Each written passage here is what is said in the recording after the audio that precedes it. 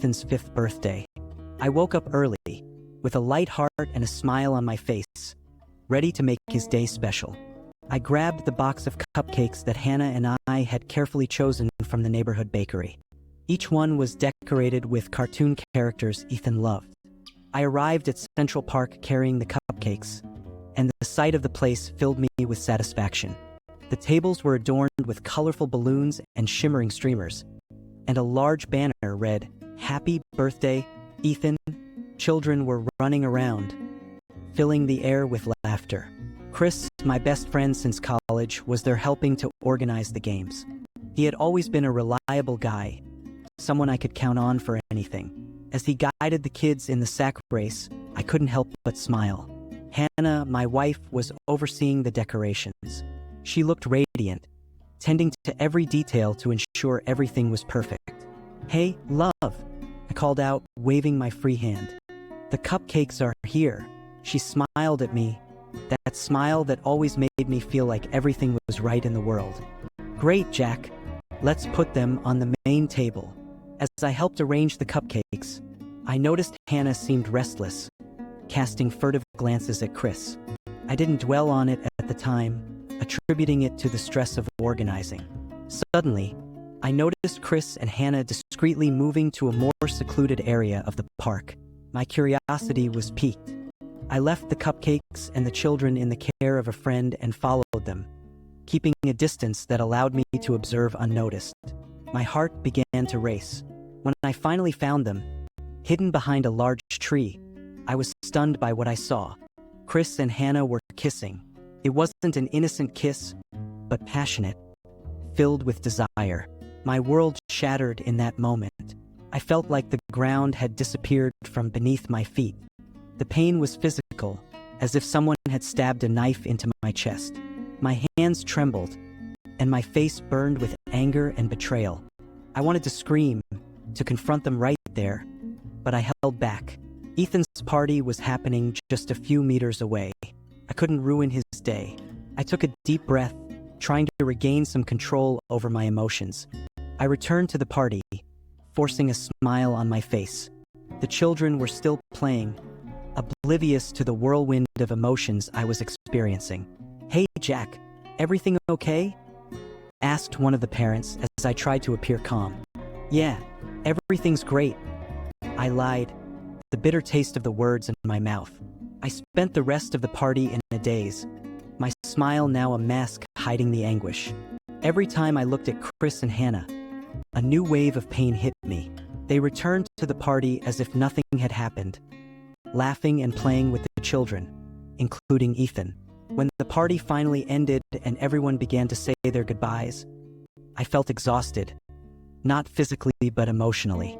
I knew that sight wouldn't be easy to forget. What to do now? Confront Hannah and Chris immediately? Keep the secret to protect Ethan? My son's birthday party was supposed to be a day of joy, but it had turned into a nightmare from which I didn't know how to wake up. The night was torment. While Ethan slept peacefully in the room next door, I tossed and turned in bed, feeling the weight of the world on my shoulders. Every time I closed my eyes, the image of Chris kissing Hannah returned like a knife in my chest. That kiss, so intimate and filled with passion, made my stomach churn. I stared at the ceiling, searching for answers that didn't come. Where did it all go wrong? I remembered meeting Chris in college. He was my confidant, my partner in all things. We shared dreams, frustrations, and eventually, every triumph. It was Chris who introduced me to Hannah, the woman who would become the love of my life. How could everything change so drastically? The next morning, the sun seemed to mock me as it streamed through the window. I got up, determined to confront Hannah. She was in the kitchen, preparing breakfast as if nothing had happened.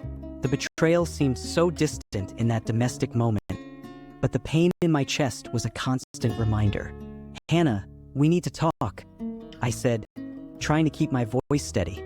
She looked at me, surprised by the seriousness in my tone. "Sure, Jack. What's wrong?" "I saw you yesterday," I started, feeling a lump in my throat. "I saw you and Chris at the park." For a moment, Hannah's expression remained unchanged, but then a shadow of panic crossed her face. "What are you talking about? Don't play dumb. I saw you kissing." My voice trembled with anger and hurt. Hannah sighed, looking away. "Jack, this isn't what you think." "Then what is it?" "Because from where I'm standing, it looks exactly like what I think. Betrayal." She hesitated for a moment before finally admitting, "Yes, Chris and I are together, but things between us haven't been easy, Jack. Our marriage has been troubled for years." "Troubled?" I almost laughed bitterly. "And the solution is to get involved with my best friend? I didn't want it to be like this," she said, tears beginning to fall down her face. "But Chris understands me in a way you don't anymore." The pain on her face seemed genuine, but it didn't lessen my own anguish. "How could you do this, Hannah? And with Chris? He's like a brother to me." "I know, Jack, I know, but I felt so alone, so disconnected from you. And Chris was there." "Stop," I interrupted. "I don't want to hear any more excuses."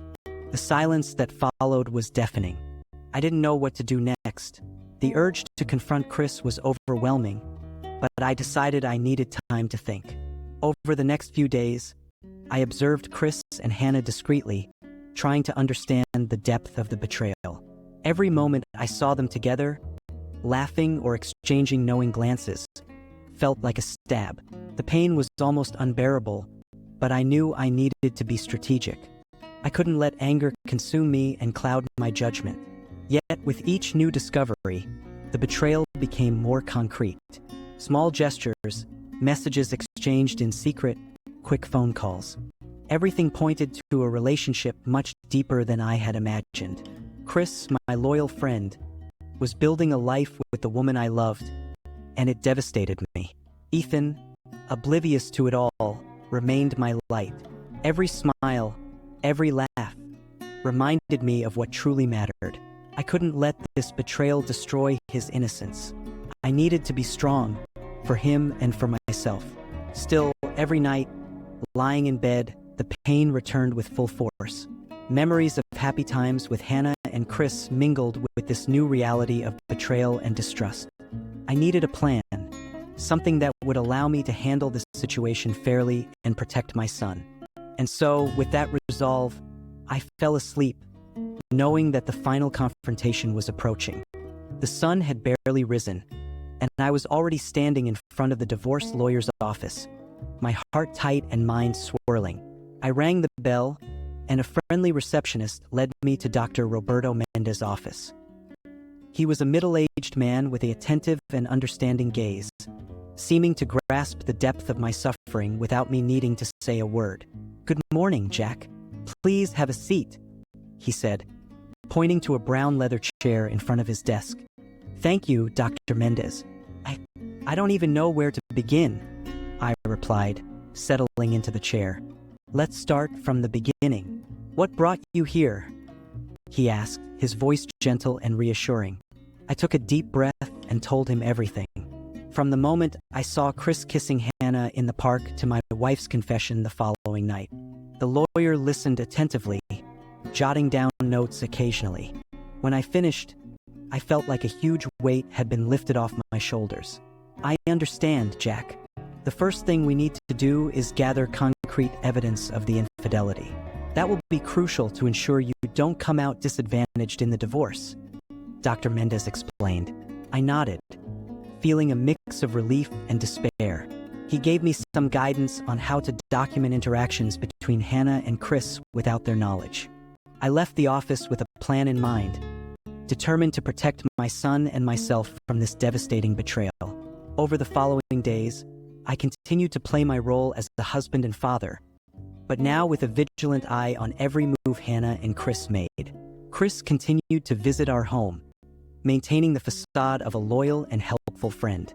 Every fake smile, every gesture of camaraderie, felt like a stab in my heart. One day, while at work, I received a message informing me that an important meeting had been canceled. I decided to seize the opportunity to surprise Ethan at school. I parked the car and walked into the courtyard, eager to see my son. However, what I